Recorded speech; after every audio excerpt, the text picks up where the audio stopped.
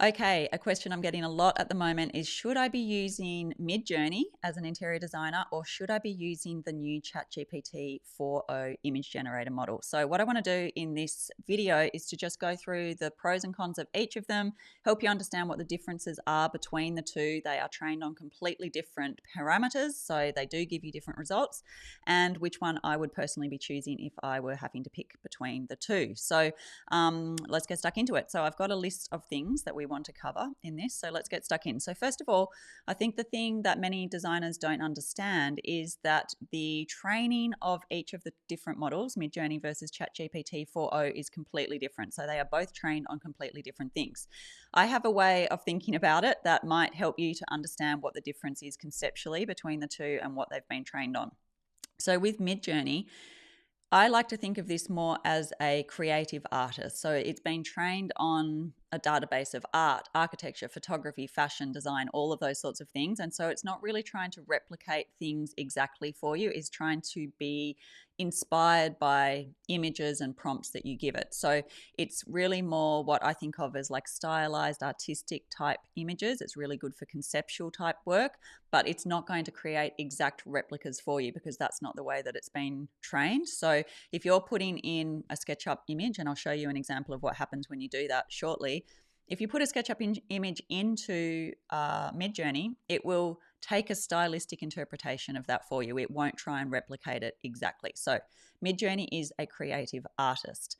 On the flip side, ChatGPT 4.0 image generator, I like to think of that as your diligent design assistant. So it will try and do its very best to actually take your instructions, take your images, take your prompts, and actually really try and do exactly what you're asking. So the way that you prompt it is super important. And if you do want some tips on how to do that, I've got a video back in my feed a little bit that you can go and have a look at, and have a look at the prompts that I give it to turn SketchUp images into realistic renders. So go and take a look at that.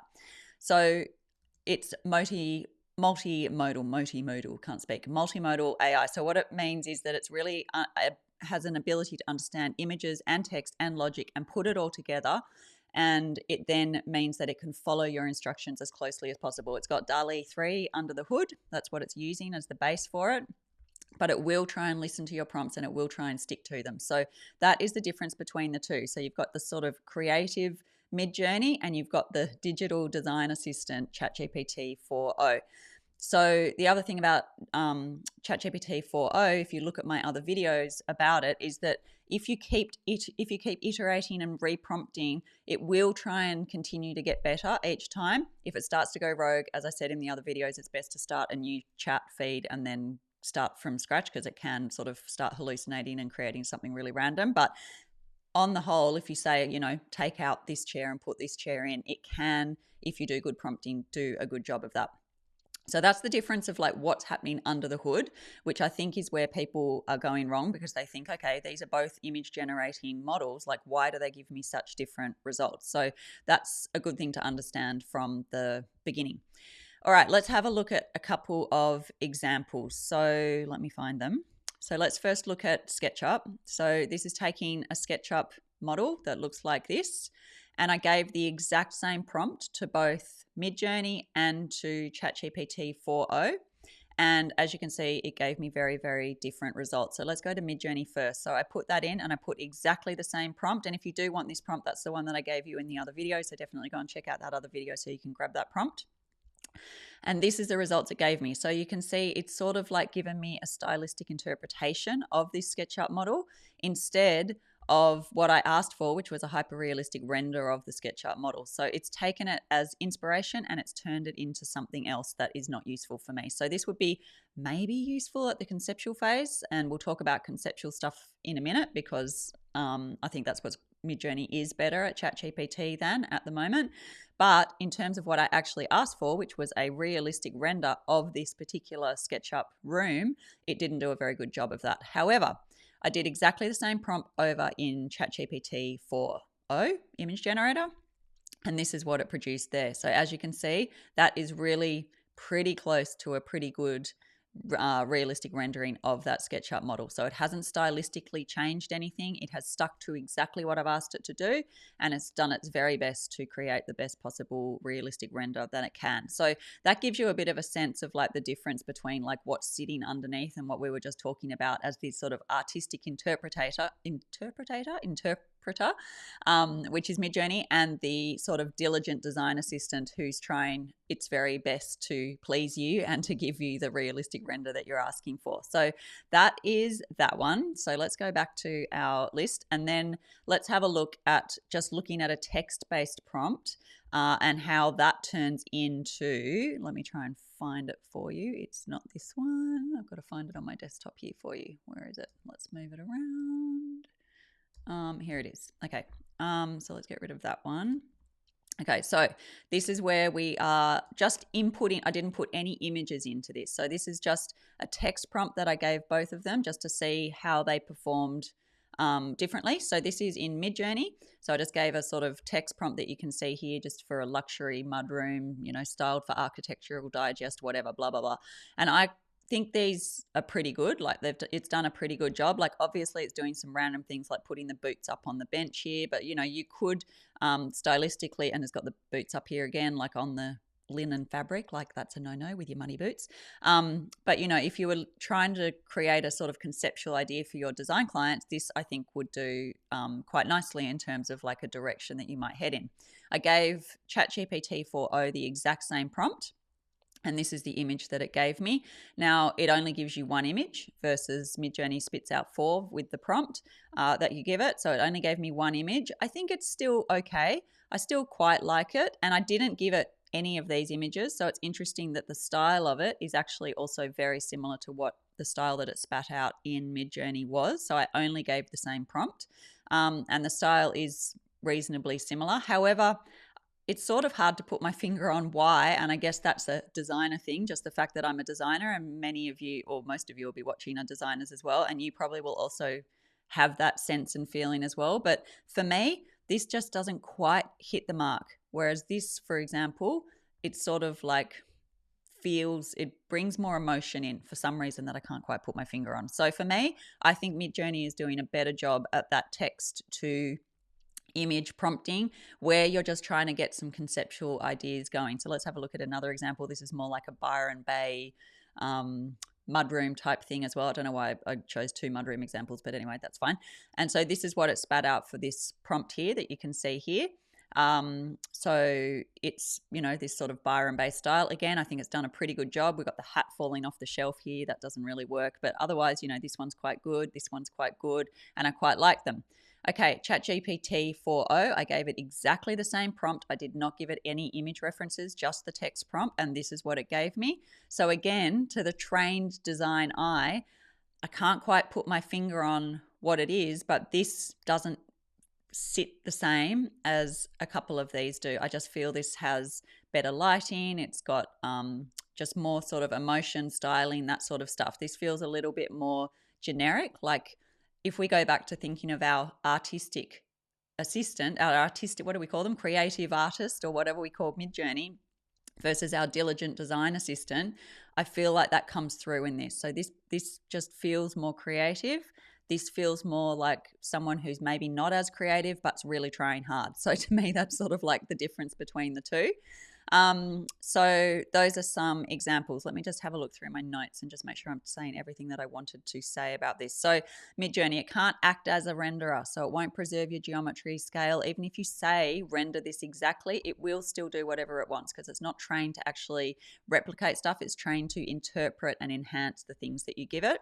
ChatGPT 4.0, on the other hand, it will read the exact prompt and it will try to keep it exactly the same for you. So when we were looking at that SketchUp example, you'll see that that's exactly what happened. Midjourney interpreted that SketchUp design and gave me something pretty random. ChatGPT did its best to just replicate it exactly. And then when we did the text to prompts, that's exactly what happened as well. Both of them, I guess, look probably pretty good to the untrained eye, but to our designer eyes, I think that the Midjourney one looks more creative. It looks more realistic, but it does get stuff wrong, like those boots on the bench or the hat falling off the shelf already. And to me, the ChatGPT versions, they just kind of look boring, and they don't have like great lighting or anything like that. You probably could improve your prompting a little bit to bring in some natural sunlight, but I did have natural sunlight in the prompt, I'm pretty sure, for both of them. Perhaps I didn't, but you could probably improve the prompting a little bit. But to me, this just can't quite put my finger on it, but looks a bit boring. So that's just an example of like two identical examples of the prompting being exactly the same and the different outputs that you're getting and the reasons why that's the case. Okay. So when should you use each of the different tools? So if you do have the money to pay for both tools, I do think that they are worth it, both of them, because I think they do different things. So for Midjourney, I think this is really good for that early stage of the design process where you might input some images from that you've collected up from around the space, that you might do for a normal conceptual phase of a design project, and you might input those conceptual images into Midjourney and say, design me a kitchen, bedroom, whatever the space it is that you're working on, and it will start to give you some ideas of the direction that you could head with your project. So I think from the what are we calling this? A creative artist point of view, it will give you some ideas that perhaps you haven't thought of before. It might not. It might give you terrible results as well, but I think that's the best use of Midjourney still at the moment. So early in the design phase, it also does a pretty good job of creating mood boards and that sort of thing. And you could also use it for sort of B-roll type stuff on your social media if you wanted to. I don't think that's a great idea for interior designers. I think you're best sticking to your own work. But for those of you who are perhaps content creators or something like that, I think that Midjourney can create some like quite nice looking things that you can use in B-roll. You can turn the images into videos using other tools and stuff like that. So that's what I think Midjourney's quite good at for, what it's used for and what it's useful for. ChatGPT 4.0.